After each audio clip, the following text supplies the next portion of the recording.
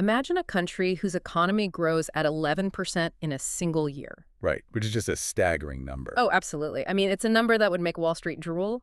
It's a number that would dominate the global financial news cycle for For months. sure. But now, imagine that in that exact same country, during that exact same period of, explosive double-digit economic growth, more than half of all children under the age of 5 are suffering from chronic malnutrition. Yeah. Malnutrition so severe that it is causing permanent, irreversible cognitive brain damage. Welcome to the deep dive. It's just, it is an incredibly jarring juxtaposition. It really is. Because we are so conditioned to view economic growth as this rising tide that naturally, almost automatically lifts all boats. Hmm. But what we are looking at today, it just shatters that assumption completely. Exactly. Because if you are someone who is deeply curious about how nations actually grow, how the world works behind the headlines, you've probably noticed that we often treat economic data like a simple math equation. Right, like GDP goes up, so everyone is richer. Yes. If the gross domestic product goes up, we just assume the wealth of the nation goes up, and by extension, the lives of the people on the ground improve. It's supposed to be a straight, logical line. What's not? No, it's not.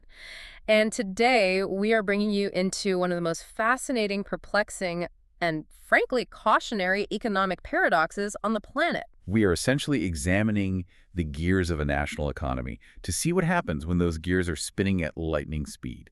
They're generating massive amounts of rotational energy, but somehow They're disconnected. completely disconnected from the wheels on the ground. The machine is roaring, but the vehicle just isn't moving forward. So our mission for this deep dive is to unpack an incredibly data-rich, rigorous academic analysis, which we are cross-referencing with comprehensive historical World Bank data. Yeah, the data set here is incredible. It is, and our focus is a deeply revealing case study, the Democratic Republic of Timor-Leste, also known as East Timor, and we are starting right at the heart of this paradox. The macro versus the micro. Exactly. On paper, at the macro level, Timor-Leste has experienced these massive wealth surges, like I said, peaks of over 11% GDP growth. Yet when you zoom in, the micro-level stagnation is just profound. It's a completely different reality on the ground. You see a net trade deficit bleeding over $1 billion. You see more than half the population trapped in vulnerable, low-yield agriculture.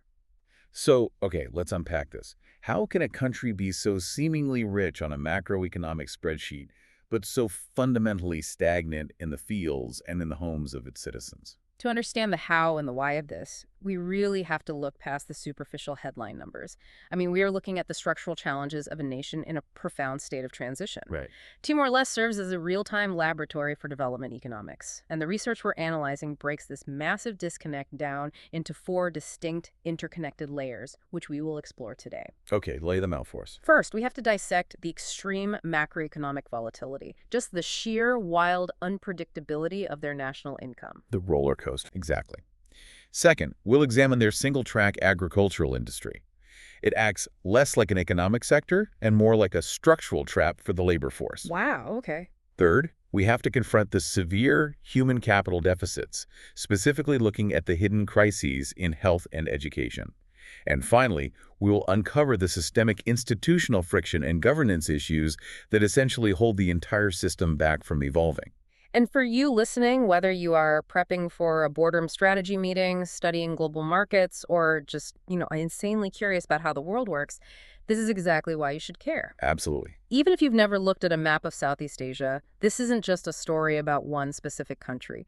This is a masterclass in the crucial, often ignored difference between economic growth, which is ultimately just a measure of transaction volume on a spreadsheet, and economic development. Which is the actual structural improvement of human capabilities and living standards. Right. Understanding this difference gives you a powerful perspective. Right. You can apply this lens to evaluating any emerging market, any national policy, or frankly, even analyzing a corporate growth strategy where the top-line revenue looks amazing, but the internal foundation of the company is rotting away. Precisely. Growth without development is merely accumulation without transformation. Ooh, I like that. Accumulation without transformation. Yeah, because you can accumulate massive piles of cash from selling off an asset, but if you don't transform that cash into productive capacity, you haven't actually developed. You've just liquidated your wealth. And the data we have illustrates this dynamic perfectly. So let's dive into that first layer. The macro data paints a picture of what I can only describe as a terrifying macroeconomic roller coaster. Terrifying is the right word. The swings in Timor-Leste GDP growth are so extreme they almost look like typos in the dataset. They really do. In one period, the GDP is soaring up to a 10.7% growth rate. Then suddenly the bottom falls out and it plummets to a negative 35.4%. Which is just a catastrophic contraction. Right. And then it bounces back up to a positive 5.1%, only to drop again to a negative 6.7%. I read those numbers, and my immediate thought was, how does a society, a government, a business sector even function with that level of systemic whiplash? But what's fascinating here is the underlying structural cause of that volatility. When you see swings of that magnitude dropping 35% in a single year, Yeah, that's wild. it tells you immediately, without even looking at anything else, that the economy completely lacks a stable, diversified core. Because normal economies just don't do that. Exactly. Think about it mechanically.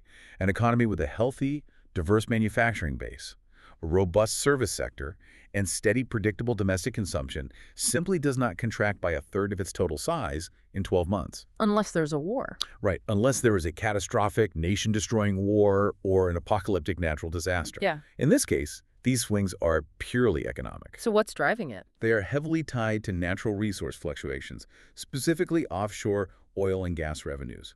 This leaves the nation entirely at the mercy of external global commodity shocks. So to use an analogy, it's like a person whose entire annual income relies on going to the casino and playing roulette. That's a great way to put it. When their number hits, their personal GDP looks amazing. They are rich that year.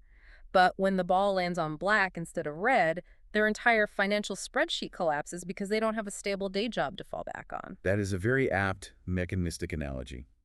And we see this exact dynamic reflected not just in GDP, but in their per capita gross national income, or GNI. Which tracks the actual income of the residents, right? Correct. If you track the GNI, it swings in the exact same cyclical, unpredictable pattern as global energy prices.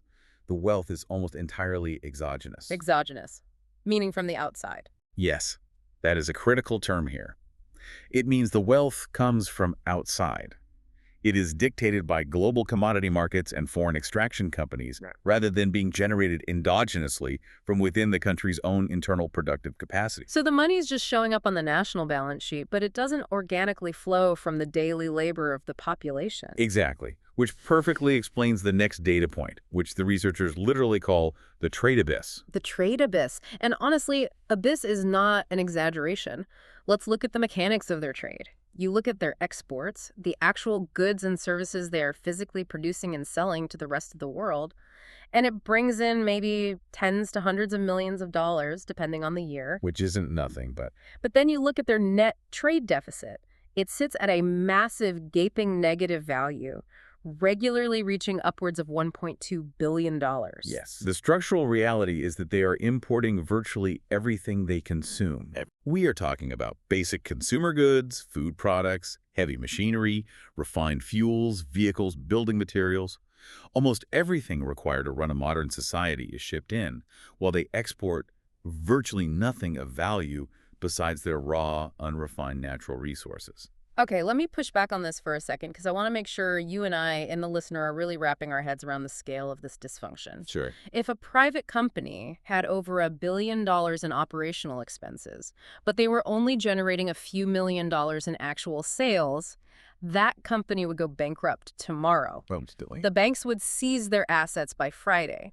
If this country is barely exporting anything, meaning they aren't generating external revenue from their labor, and they are importing over $1 billion worth of goods every year, how is the average citizen surviving? Right. Like, what is the actual population doing every single day? How do you buy imported goods if your country doesn't produce anything to sell? That is exactly the right question to ask. And it forces us to look away from the macroeconomic spreadsheets, to ignore the oil revenue for a moment, and look down at the ground reality of the labor market. Hi. Because the dark answer to your question is, the everyday people aren't the ones buying those $1 billion worth of imports. Wait, really? Yeah. The vast majority of the population isn't participating in that global import-export market at all. The wealth is completely sequestered. And this brings us to the second major layer of our analysis, the agricultural trap. Right. So the wealth is up in the clouds, hovering in government accounts and foreign contracts, but the people are stuck in the dirt. Literally in the dirt.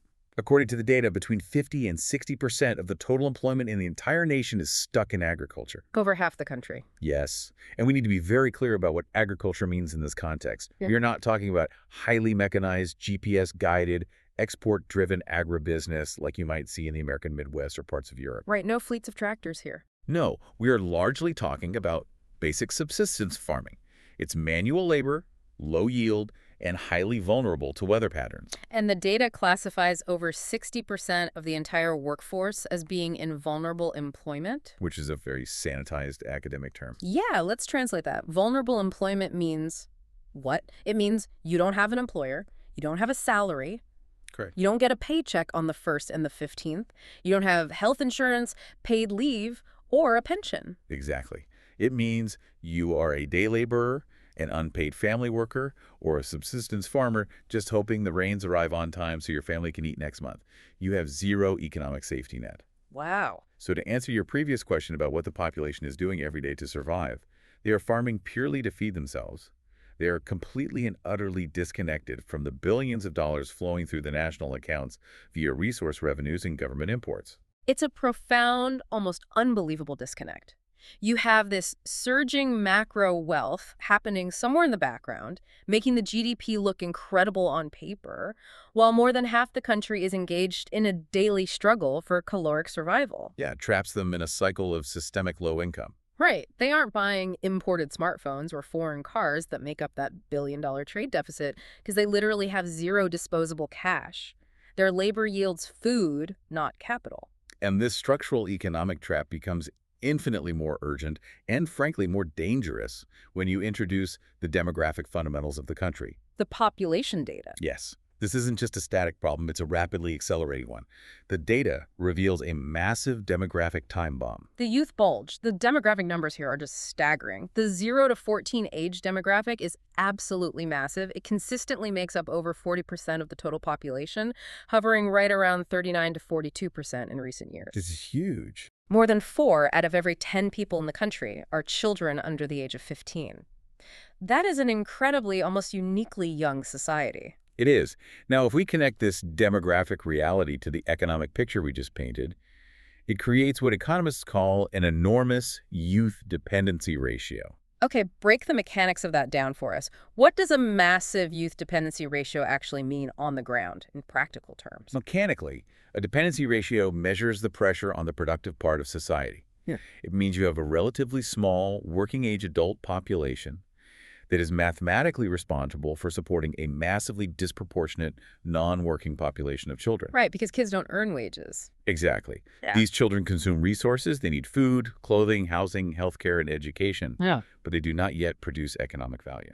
But remember what we just established about that working-age adult population? They aren't working in high-paying tech jobs or stable manufacturing plants. No. They are highly vulnerable subsistence farmers. Precisely. That is where the math becomes terrifying. You have a labor force that is already stretched to its absolute limit, earning practically zero surplus capital, and they are tasked with feeding, clothing, educating, and providing health care for a massive generation of dependents. That's a heavy burden. The adults are barely surviving, yet they carry the weight of an enormous future generation on their backs. Wow. So it's not a strong industrialized middle class raising these kids in the suburbs. It's a deeply vulnerable, unbanked agricultural workforce. Correct. And this reality forces us to ask the ultimate question regarding population dynamics. Historically, developing nations dream of a demographic dividend. Right, the economic boom. Yeah. This is the scenario where a large youth cohort grows up, enters the workforce, and provides a massive, energetic labor pool that drives rapid industrialization and economic expansion. Like the East Asian tigers in the late 20th century. Exactly. But for a demographic dividend to materialize, those children must grow up healthy, they must be highly educated, and they must enter a labor market that has the capital to employ them. And if they don't, If those conditions aren't met, that youth bulge isn't a future dividend. It is an immediate, crushing dependency burden that will inevitably fracture the current fragile system. that is an immense amount of pressure on a system that is already cracking. And naturally, logically, it leads us to the most vital question: How are these kids actually doing? Yeah, that's the next layer. If the farmers are struggling just to grow enough calories to survive, how are these children faring in terms of their most basic, fundamental human needs? Which transitions us right into the third layer of our deep dive, the human capital crisis. Because when you look at the data on public health, it completely devastatingly shatters any lingering illusion that those double-digit GDP growth numbers are translating into actual human well-being. The statistics on early childhood nutrition are deeply concerning. Honestly, they represent a catastrophic failure of economic development. The data shows that the prevalence of stunting among children under 5 years old is chronically over 50%. Wait, I need to stop you there. Over 50%. More than half of the children under 5 in the entire nation are stunted. Just for context for the listener, international health organizations start triggering emergency alarm bells when stunting rates hit around 20%. Right, 20% is the crisis threshold. To be chronically sitting at over 50% isn't just a problem, it's a full-blown generational national crisis. It is an absolute emergency, and we need to be rigorously clear about what the term stunting actually means mechanically, because it is often misunderstood. It's not just about being short, right? Exactly. It is not simply a matter of a child being a bit shorter than average for their age. Height is merely the visible symptom. In medical and economic terms, stunting is a physiological proxy for severe, prolonged nutritional deprivation. Okay. It indicates that the child has not received the necessary foundational calories, essential proteins, and vital micronutrients during their most critical developmental window, which is generally understood as the first 1,000 days of life, from conception to their second birthday.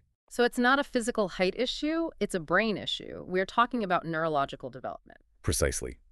Severe chronic stunting during those first 1,000 days is inextricably linked to impaired cognitive development.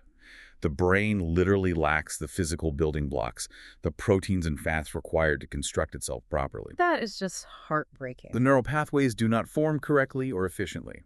This means that, on a macroeconomic level, the nation's nutritional deficit is severely, perhaps permanently, overdrawing on its future human capital. Let's follow the logic of that because the economic implications are staggering. A child who's cognitively stunted will face lifelong physiological challenges with learning, with complex problem solving, and ultimately with economic productivity. Yes, exactly. If a government says we want to build a modern, diversified, high-tech economy, or we want to attract foreign tech companies, how can you possibly achieve that if half of your future workforce has been physiologically deprived of full cognitive development before they even reach kindergarten? You can't. The foundation is compromised. You cannot. It is a biological barrier to advanced economic development. And this is where the paradox becomes incredibly nuanced.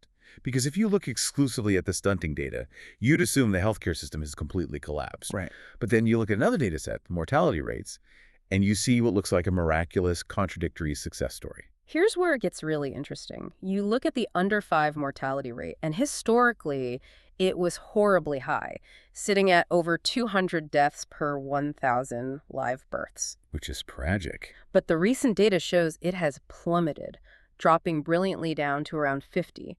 So children are surviving early childhood at much, much higher rates than a generation ago. How do we reconcile that? How can mortality be dropping so fast while stunting remains over 50%? We reconcile it by understanding the difference between simple survival and actual thriving. Okay, unpack that. The drop in mortality is a remarkable achievement in targeted public health interventions. We are talking about the successful rollout of basic vaccination campaigns, the introduction of rudimentary sanitation protocols, and access to basic antibiotics that cure fatal acute infections like pneumonia or severe diarrhea. So basic medicine. Right. These interventions are relatively cheap, easy to distribute, and highly effective at keeping a child breathing. However, we have to contextualize this positive headline with a stark hidden reality found in the financial data of the medical system itself. That's the catch. Yes, survival rates are up, but interacting with the medical system introduces a massive, hidden economic risk to the population. What kind of risk? We are talking about a country where most people don't even have a salary. We are talking about catastrophic out-of-pocket healthcare expenses. The data indicates that the risk of impoverishment due to surgical and medical costs has hovered at over 90% of the population. Wait, let me make sure I understand the mechanics of this. You're saying that for 90% of the people in this country, if they or their child gets sick enough to need a hospital, say, They need an emergency appendectomy or trauma care from an accident. The out-of-pocket cost of that care will literally push them below the poverty line. Yes, because remember the baseline. The population is already highly vulnerable, reliant on subsistence agriculture, and possesses virtually no cash savings or health insurance. Right. The medical system has the tools to keep you alive, but the financial burden of that life-saving treatment is entirely borne by the patient. So imagine a scenario. A child falls severely ill, the family rushes them to a clinic, the antibiotics save the child's life, hence mortality drops. But then they get the bill. Exactly. But the family is handed a bill they cannot pay. To cover that bill, they have to sell their only water buffalo, or sell off a piece of their fertile land, or take on predatory debt. So the intervention saves the patient, but the cure plunges the entire extended family into absolute, inescapable poverty. Yes, it's a financial wipeout. Which, if we follow the causal loop, likely cycles right back into the malnutrition and stunting issue we just discussed. Because a family that just had to sell their farm equipment to pay a hospital bill now has even less capacity to grow food or buy protein for their surviving child. Exactly. It is a vicious, structurally interconnected cycle. The public health metrics look good on the surface because mortality is down, people are surviving. But economically, they are barely treading water. They are surviving, but they are absolutely not thriving. Okay, let's keep following this massive generation of kids as they grow up. We have a youth population where over 50% face physiological cognitive development challenges due to severe early childhood stunting. Now, they reach school age. Right, time for education. And again, if you just glance at the headline data, we see this surface-level illusion of success. Yeah. Primary school enrollment and completion rates are excellent. They are near or above 90%. You look at that data point in isolation and you think, great, problem solved, the kids are off the farm and they are in the classroom. But enrollment is merely a logistical metric. It is not an educational metric. Getting a child to walk through the doors of a building is simply the first step. To understand what is actually happening inside those buildings, we rely on a concept utilized by the World Bank called learning poverty. Learning poverty!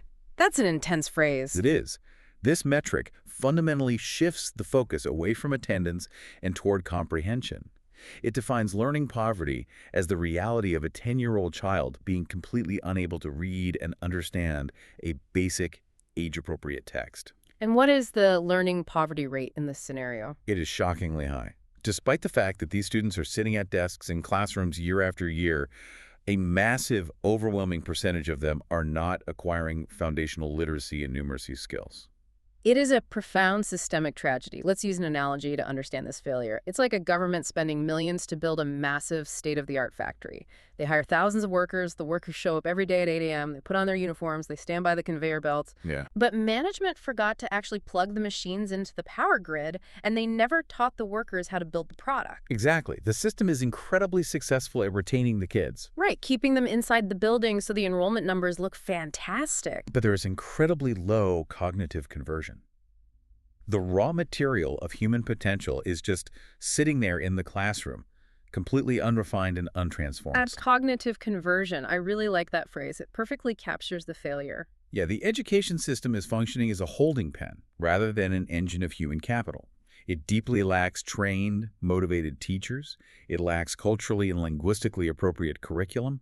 It lacks basic resources like textbooks or even reliable electricity. That's the basics. And it lacks the institutional capacity to turn school attendance into actual, measurable, economically valuable skills. So if we synthesize everything so far, we have a massive future generation that is physically and neurologically disadvantaged by severe stunting, and they are simultaneously educationally disadvantaged by systemic learning poverty. Yes. That is the future workforce. But what about the adults right now? If the macro wealth isn't reaching the farmers, who else is being actively excluded from this economy? This brings us to the fourth layer of our analysis, where we examine the demographics locked entirely out of the system, specifically women and the private sector. The economic marginalization of women in Timor-Leste is not just a social issue, it is a profound macroeconomic structural weakness. The data highlights a massive gender divide. Give us the numbers. If you look at employers in the country, meaning the people who are actually taking risks, running businesses and creating jobs for others, women make up only about 15% of that group. Let that number sink in for a second. 15%. That means 85% of all economic direction, all private capital allocation, and all job creation is entirely controlled by men. Correct. And the disparity isn't just at the ownership level. If you look at the labor market more broadly, the transition of women into salaried, formal employee roles is abysmal. Less than 20% of women hold formal, wage-paying jobs in the broader economy. Okay, let's deduce what this means. If they aren't employers and they aren't formal employees collecting a paycheck, where are they? What is happening to the women in this economy? Because we know they aren't just sitting idle. No, of course not. To answer that, we have to unpack the vast gray area of the labor data. The reality is that the overwhelming majority of these women are relegated to unpaid family labor and domestic care. Unpaid labor? They're working exhausting hours on the family subsistence farm, completely uncompensated. They are raising that massive youth demographic we discussed earlier, the 40% of the population under 14. Which is a full-time job in itself. Absolutely. Yeah. And they are managing the complex logistics of household survival without modern conveniences. While this labor is absolutely socially essential for the nation to physically survive, it is completely invisible to the macroeconomic data, and it generates zero financial independence or tax revenue. It completely handcuffs a massive portion of the country's economic potential. Think about the sheer inefficiency of this. You have half of your adult population effectively walled off from formal economic contribution, from commercial innovation, and from capital accumulation. You really do. You simply cannot build a robust, diversified middle class if half the population isn't legally, socially, or practically allowed to earn a wage and spend it.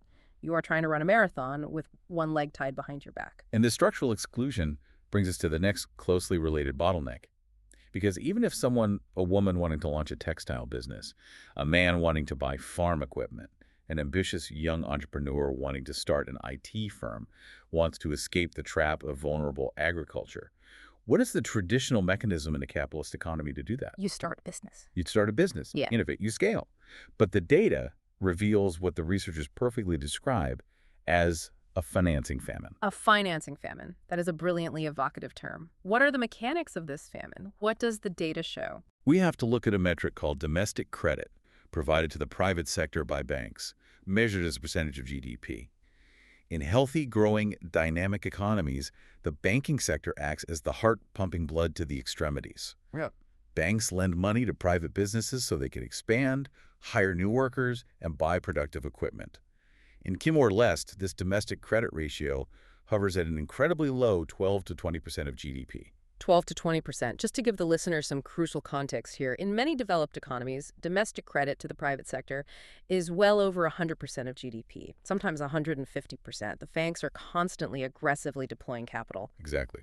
So what does a 12% credit ratio mean on the ground for a real human being? It means that without financial leverage, non-resource-based private enterprises are literally locked in place.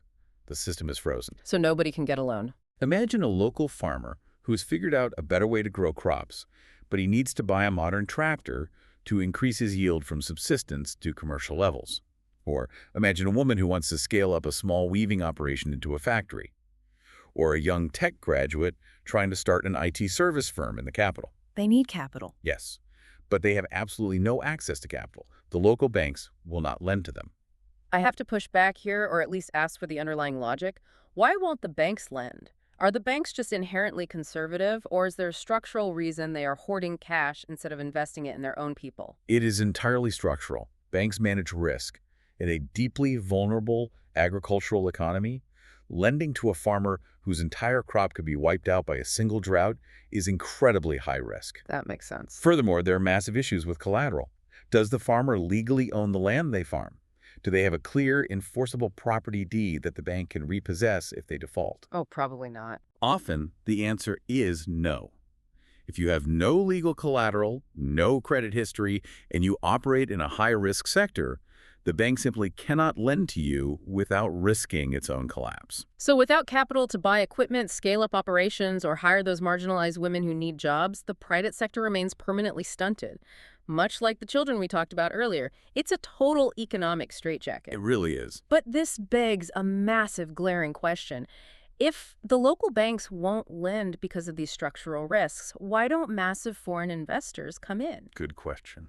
Global capital is always hunting for high-growth emerging markets.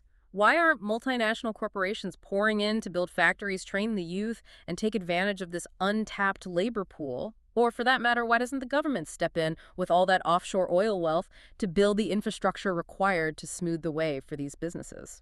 And that brings us to the fifth layer of our analysis: the hidden frictions of governance, the physical isolation of the country, and the absolute terrifying lifeline of foreign aid. Okay, let's get into it.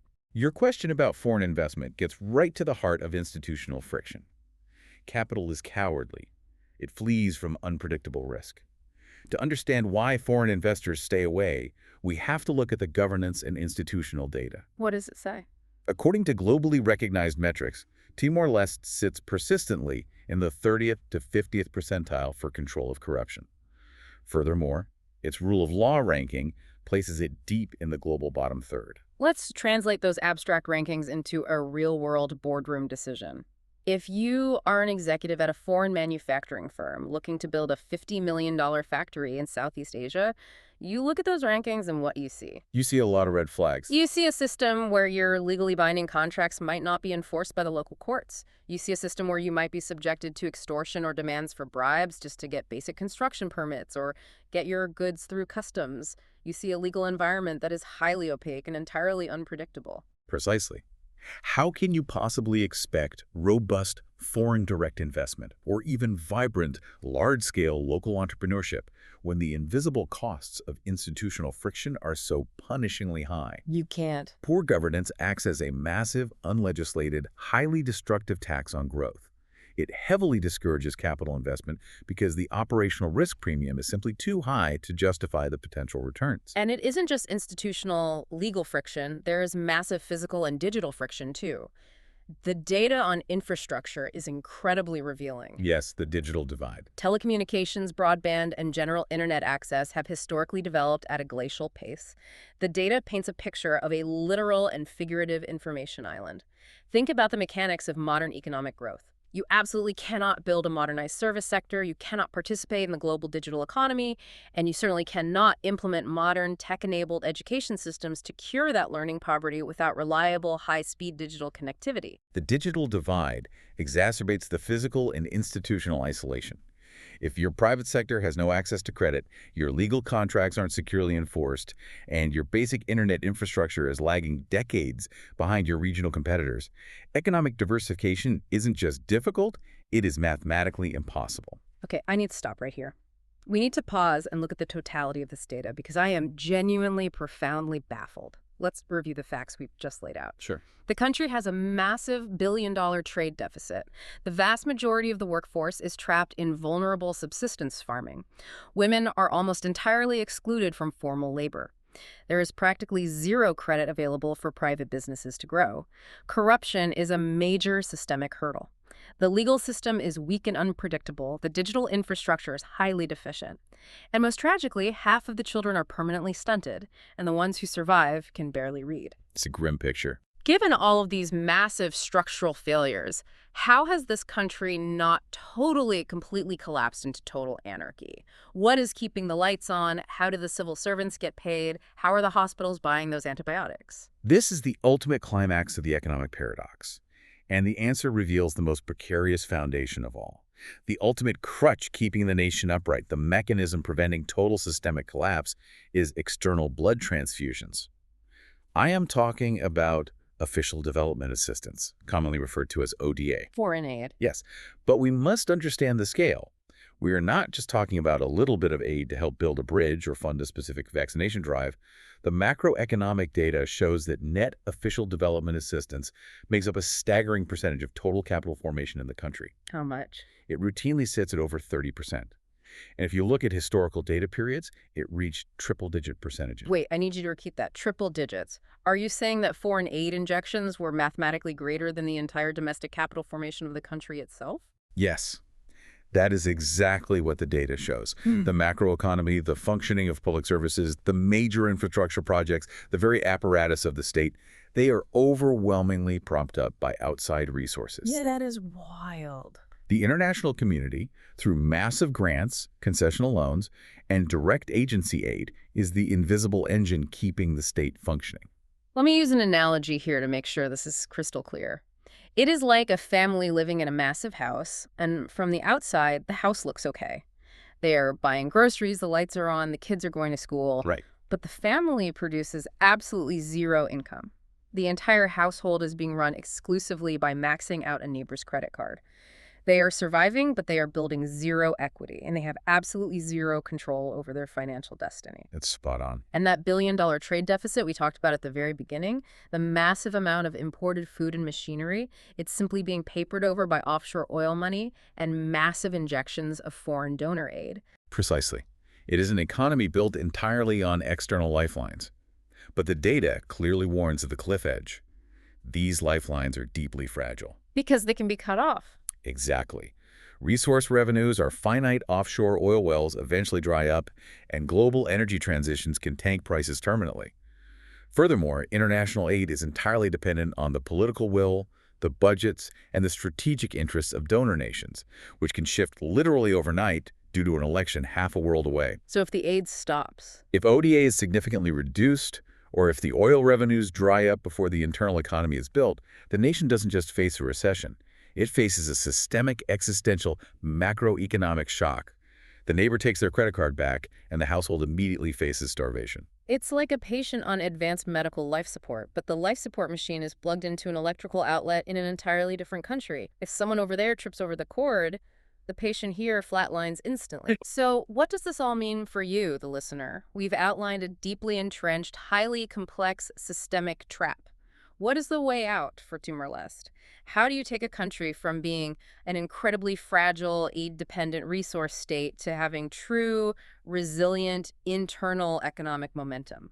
The final analysis focuses on the transition to what economists call endogenous growth flow, growth generated from within the system itself.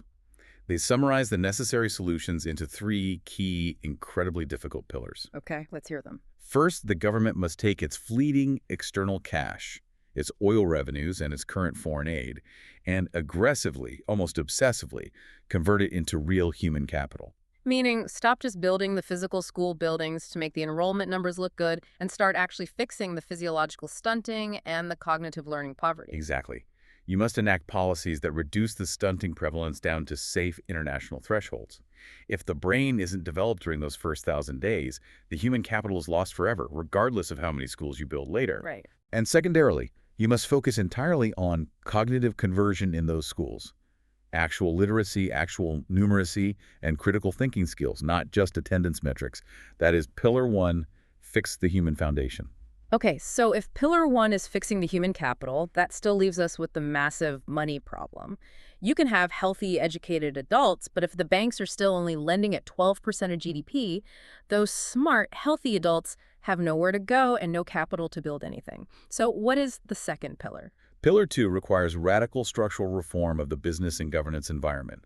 The government has to push private credit past that abysmal 20% threshold. How to do that? They need to create systemic mechanisms, perhaps through government-backed credit guarantee schemes, sweeping land rights reforms to create viable collateral, or targeted micro-lending facilities that allow capital to flow safely to farmers and small business owners. Oh, I see. This is the only way to de-risk the environment, diversify the economy beyond subsistence agriculture, and pull that 60% of vulnerable labor into productive, formal, wage-paying employment.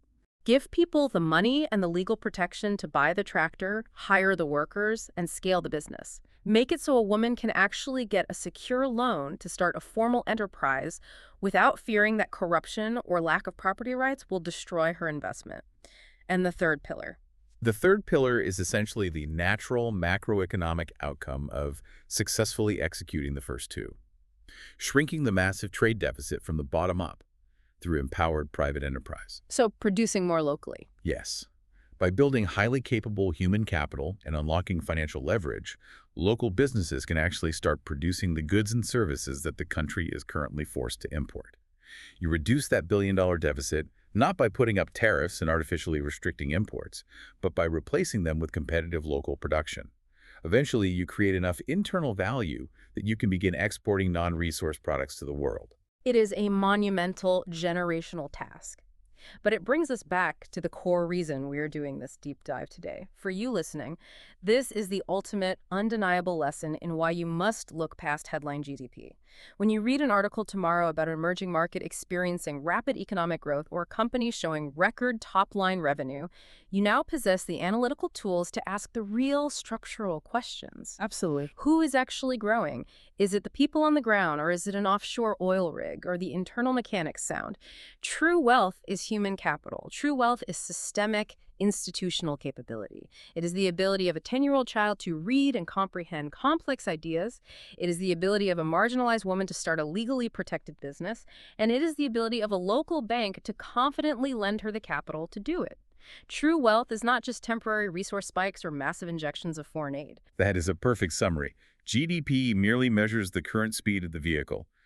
Human capital, credit access, and institutional governance measure whether that vehicle actually has a functioning engine or if it is simply rolling down a very steep hill waiting to crash at the bottom. That is a brilliant way to conceptualize it. And to close this out, I want to leave you, the listener, with a final provocative puzzle. We've looked at all these isolated data points today. Now let's smash them together. Let's do it. We know that over 40% of this country's population is currently under 14 years old. We also know that this massive cohort is facing over 50% severe stunting and catastrophic learning poverty. And we know that private credit to build businesses is practically non-existent. Yeah, those are the facts. I want you to think about exactly 10 years from now. A massive, historically unprecedented wave of undereducated, physiologically disadvantaged youth is going to simultaneously hit a labor market that possesses absolutely zero capital to create jobs for them. Which is a terrifying prospect. Will this sheer, immense demographic pressure force a miraculous, rapid institutional evolution out of pure, unavoidable necessity? Or are we looking at the exact mathematical recipe for a total, unavoidable social fracture? Something to mull over as you look at the world this week. The data points are highly visible, but the future they create is not yet categorized. The outcome remains to be seen. Thank you for joining us on this deep dive into the muddy, complex waters of macroeconomic development. We'll see you next time.